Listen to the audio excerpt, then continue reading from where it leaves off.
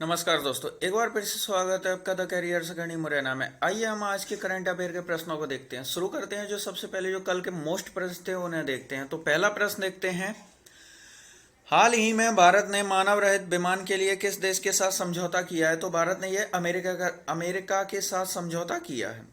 अगला प्रश्न है, हाल ही में हिम तेंदुए को किस राज्य का राजकीय पक्षी घोषित किया गया है? तो हिम तेंदुए को लद्दाख का राजकीय पशु घोषित किया गया है। अगला प्रश्न है, हाल ही में किस राज्य सरकार के द्वारा ग्रामीण महिलाओं के लिए साथी योजना शुरू की गई? तो साथी योजना जो है ये जम्मू कश्मीर राज्य की जो महिलाओं के लिए शुरू की गई है। अगला प्रश्न है आपका, हाल ही में सबसे ज्यादा गोल करने वाले फुटबॉलर कौन बने हैं? तो सबसे ज्यादा गोल करने वाले जो फुटबॉलर है क्रिस्टियानो रोनाल्डो बन गए हैं। अगला प्रश्न देखते हैं, हाल ही में असम के किस राष्ट्रीय उद्यान का नाम बदलकर ओरंग राष्ट्रीय उद्यान कर दिया गया है? तो असम के जो राजीव गांधी राष्ट्रीय उद्यान का नाम बदलकर ओरंग राष्ट्रीय उद्यान कर दिया गया है। और अभी तक आपने चैनल को सब्सक्राइब नहीं किया है तो चैनल को सब्सक्राइब करें, बेल आइकन दबाएं जिससे कि आपको नए वीडियोस की नोटिफिकेशन मिल सके। वीडियो को लाइक करें, अपने फ्रेंड्स के साथ के शेयर जरूर करें। साथ ही आप हमें इंस्टाग्राम पर ही फॉलो कर सकते हैं और टेलीग्राम चैनल को भी ज्वाइन कर लें जिससे कि आपको नए वीडियोस की नोटिफिकेशन और नए वीडियो और पीडीएफ की सारी फाइलें एक साथ मिल सकेंगी। शुरू करते हैं आज का करंट अफेयर। आज के करंट अफेयर का पहला प्रश्न है, हाल ही में किस राज्य सरकार के द्वारा मुफ्त पानी पीने के लिए पानी बचाओ योजना शुरू की गई है? तो मुफ्त पानी पीने के लिए पानी बचाओ योजना किस राज्य सरकार के द्वारा शुरू की गई? तो इसका जो राइट आंसर है यह है आपका गोवा, यानी कि गोवा राज्य के द्वारा मुफ्त पानी पीने के लिए पानी बचाओ योजना शुरू की गई है। गोवा की बात हो रही है तो गोवा के बारे में देखते हैं। गोवा के जो वर्तमान मुख्यमंत्री हैं यह प्रमोद सावंत हैं। भारत का क्षेत्रफल में सबसे छोटा राज्य है गोवा की जो राजधानी है पणजी है। गोवा राज्य में जिलों की संख्या 2 है। गोवा जो है ये भारत की सबसे छोटी समुद्री सीमा वाला राज्य है और गोवा की जो समुद्री सीमा लगभग 101 किलोमीटर समुद्री सीमा है। अगला प्रश्न देखते हैं, अफ्रीकी मूल के लोगों के लिए पहली बार अंतर्राष्ट्रीय दिवस कब मनाया गया? तो अफ्रीकी मूल के लोगों के लिए पहली बार अंतर्राष्ट्रीय दिवस कब मनाया गया? ऑप्शन है आपके 31 अगस्त, 1 सितंबर, 2 सितंबर, 30 अगस्त। तो इसका जो राइट आंसर है यह है 31 अगस्त, यानी कि जो अफ्रीकी मूल के जो लोग होते हैं उन लोगों के लिए अंतर्राष्ट्रीय दिवस, यानी कि अफ्रीकी मूल के जो लोग हैं इन लोगों को समाज के प्रति जागरूक, जो लोग हैं जो अफ्रीकी लोगों से जो भी भेदभाव करते हैं, जो भी भेदभावपूर्ण तरीके अपनाए जाते हैं, उन सारी चीज़ों को लोगों के इसके बारे में जागरूकता लाना और अफ्रीकी मूल के जो लोग हैं इन लोगों को भी समाज के साथ जोड़ने का जो है प्रयास किया जा रहा है। इसी सारी चीज़ों के उद्देश्यों की पूर्ति के लिए जो है ये अंतर्राष्ट्रीय दिवस मनाया गया है, जो पहली बार मनाया गया है 31 अगस्त को। अगला प्रश्न देखते हैं, हाल ही में किस राज्य के द्वारा काली गर्दन वाले सारस को अपना राजकीय पक्षी घोषित किया गया? तो कौन से राज्य ने अपना राजकीय पक्षी घोषित कर दिया है? ऑप्शन है आपके जम्मू कश्मीर, लद्दाख, लक्षद्वीप, पुडुचेरी। तो ये किसके द्वारा घोषित किया गया है? तो इसका जो राइट आंसर है ये है लद्दाख। तो लद्दाख जो केंद्र शासित प्रदेश जो नया बनाया गया है तो इसी के द्वारा अपना जो पहला राजकीय पक्षी घोषित कर दिया गया है जो है काली गर्दन वाला जो है सारस जो। तो हाल ही में लद्दाख का राजकीय पक्षी हिम तेंदुआ को राजकीय पशु जो है हिम तेंदुआ घोषित किया गया। तो राजकीय पशु कौन सा हुआ है? हिम तेंदुआ। और राजकीय पक्षी जो है ये काली गर्दन वाला सारस घोषित किया गया। लद्दाख की राजधानी लेह है और लद्दाख जो है ये क्षेत्रफल में सबसे बड़ा केंद्र शासित प्रदेश भी है और साथ ही लद्दाख के जो उपराज्यपाल हैं वर्तमान में ये कृष्ण माथुर हैं। अगला प्रश्न देखते हैं, हाल ही में राष्ट्रीय इस्पात निगम लिमिटेड के सीएमडी किसे नियुक्त किया गया? चीफ मैनेजिंग डायरेक्टर किसे बनाया गया राष्ट्रीय इस्पात निगम लिमिटेड के? तो ऑप्शन है आपकी चंद्र प्रकाश, अतुल भट्ट, रमेश माहेश्वरी, इनमें से कोई नहीं। तो इसका जो राइट आंसर है ये है आपका अतुल भट्ट, यानी कि क्वेश्चन नंबर 4 का ऑप्शन बी सही है। अतुल भट्ट जो है राष्ट्रीय इस्पात निगम लिमिटेड के सीएमडी चीफ मैनेजिंग डायरेक्टर बनाए गए हैं।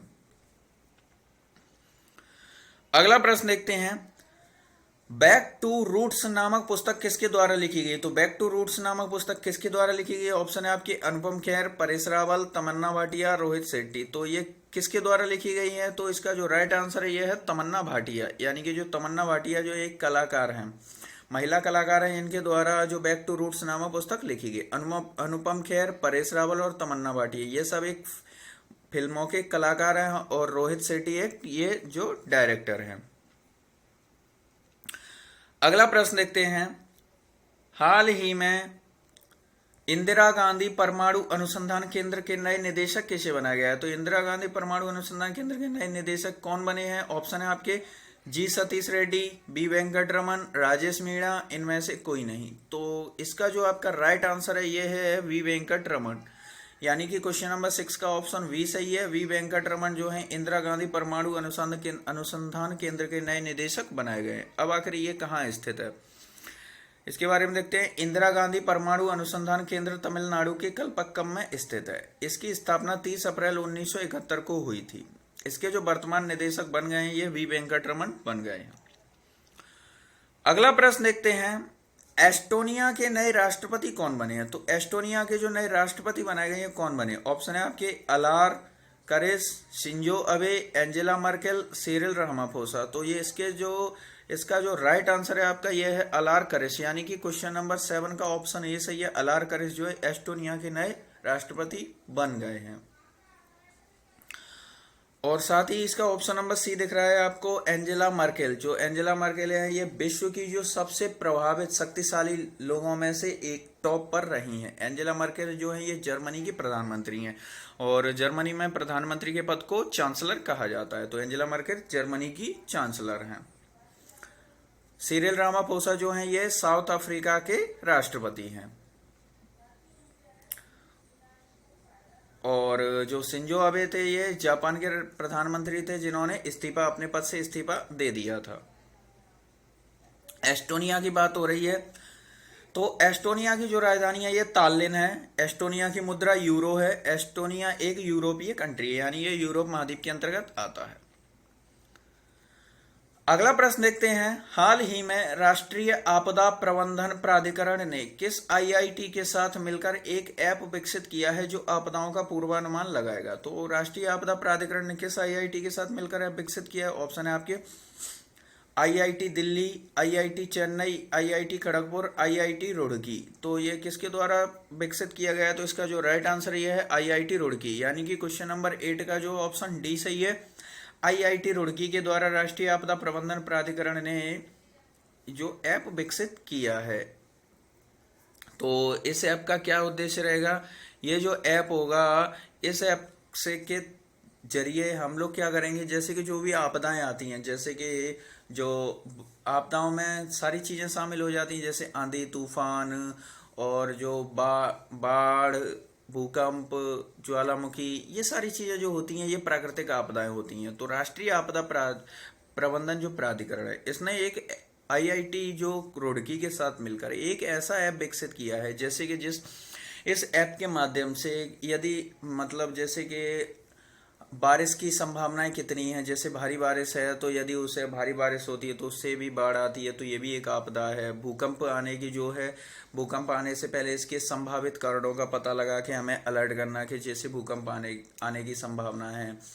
तो ये सारी चीजें जो है इस ऐप के द्वारा हम इनका पूर्वानुमान लगा सकते हैं। तो जो है ऐसा ऐप जो आईआईटी रुड़की के साथ मिलकर राष्ट्रीय आपदा प्रबंधन प्राधिकरण ने विकसित किया है।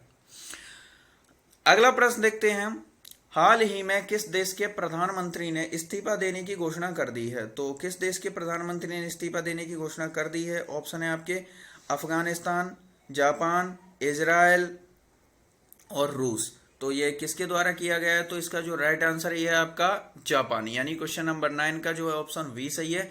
जापान के प्रधानमंत्री ने इस्तीफा देने की घोषणा कर दी है। तो हाल ही में जापान के जो प्रधानमंत्री हैं या योशिहिदे सुगा ने अपने पद से इस्तीफा देने की घोषणा कर दी है। योशिहिदे सुगा जो है 2020 में जापान के प्रधानमंत्री बने थे। इनसे पूर्व जो थे प्रधानमंत्री शिंजो अबे थे, जिन्होंने 2020 में अपने पद से इस्तीफा दे दिया था। अब इसके साथ ही जो 2020 में योशिहिदे सुगा बने थे, इन्होंने भी अपने पद से इस्तीफा देने की घोषणा कर दी है। जापान की बात की जा रही है तो जापान की जो राजधानी है ये टोक्यो है और जापान की जो करेंसी है या येन है। जापान एक एशियाई कंट्री है और साथ ही जो जापान की जो करेंसी है ये भारतीय तुलना में जापान की करेंसी 1.6 यूरो है, यानी कि एक भारतीय रुपए जो है ये जापान का 1.6 येन के बराबर है, यानी कि भारत का जो रुपए है ये जापान की करेंसी से मजबूत है। अगला प्रश्न देखते हैं, राजस्थान सरकार के द्वारा बेटी बचाओ बेटी पढ़ाओ के ब्रांड एम्बेसडर किसे बनाया गया है? तो बेटी बचाओ बेटी पढ़ाओ के ब्रांड एम्बेसडर कौन बनी है? ऑप्शन है आपकी मीराबाई चानू, पीवी सिंधु, एमसी मैरीकॉम, अवनी लेखरा। तो इसका जो राइट आंसर है ये है आपका अवनी लेखरा, यानी कि क्वेश्चन नंबर 10 का जो ऑप्शन डी सही है। अवनी लेखरा जो है बेटी बचाओ बेटी पढ़ाओ के ब्रांड एम्बेसडर राजस्थान सरकार के द्वारा बनाई गई हैं। अवनी लेखरा की बात हो रही है तो अवनी लेखरा भारत की पहली महिला पैरालंपिक गोल्ड मेडलिस्ट बन गई हैं। तो ये पहली पैरालंपिक गोल्ड मेडलिस्ट है और साथ ही पहली महिला पैरालंपिक है और साथ ही अवनी लेखरा भारत की पहली गोल्ड मेडलिस्ट पैरालंपिक खिलाड़ी भी बन गई, यानी कि दोनों तरह से प्रश्न आएगा कि